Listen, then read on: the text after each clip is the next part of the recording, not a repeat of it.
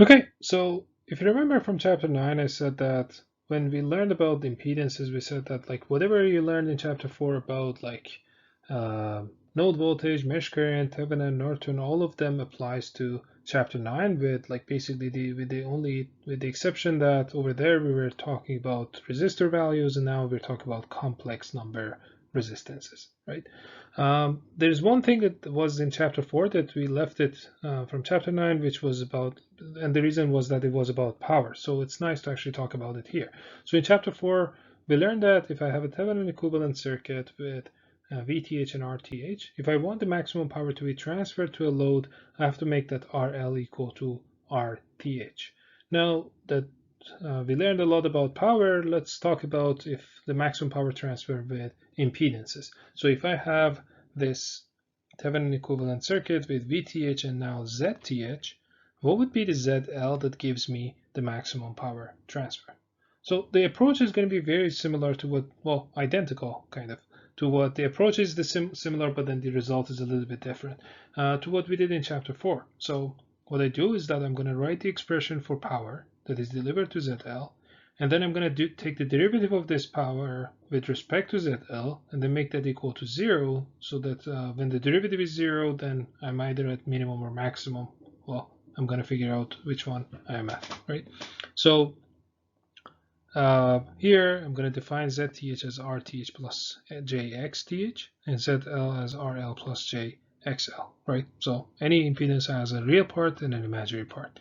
So the current of the circuit is going to be the voltage divided by this series combination of the two impedances, and I know that the power is RI squared. The real power that is transferred is actually R times I squared, so basically I'm going to write that because I care about real power transfer, right? That's why I only care about P. And that's why I'm talking about this in chapter 10 because, well, now we know what is P. So if I write this, we'll get this expression. So RL times VTH squared divided by this long denominator. Now, we rewrite this P here, and then we start taking derivatives. Because I have two variables, now I have to take derivatives once with respect to XL and once with respect to RL, right? Now, if I take the derivative with respect to XL and make it equal to 0, I can see that the numerator only becomes 0 if VTH is 0. Well, that's what I don't want because, well, if the Thevenin equivalent voltage is 0, there's no point in doing this. There's no power to be transferred at all, right? So the only other way that this becomes 0 is that this parenthesis becomes 0, so therefore XL has to be equal to XTH negative XTH, or Thevenin reactance. On the resistance side, if I take the derivative, I get this expression. Now, if from this part, if I assume that I've already made XL equal to negative XTH, then I can say that this term goes away and this term goes away, right? Now, I'm going to have basically an RL plus RTH in the denominator that is squared. And then in the numerator, I'm going to have RL plus RTH squared minus 2RL times RL plus RTH. So so in the denominator, I have a to the factor of 2 times 2, so factor of 4. And in the numerator, here I have an RL plus RTH.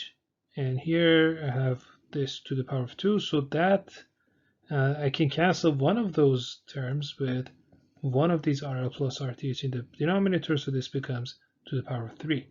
So the numerator simplifies to VTH squared times, and now I have an RL plus RTH and minus 2RL.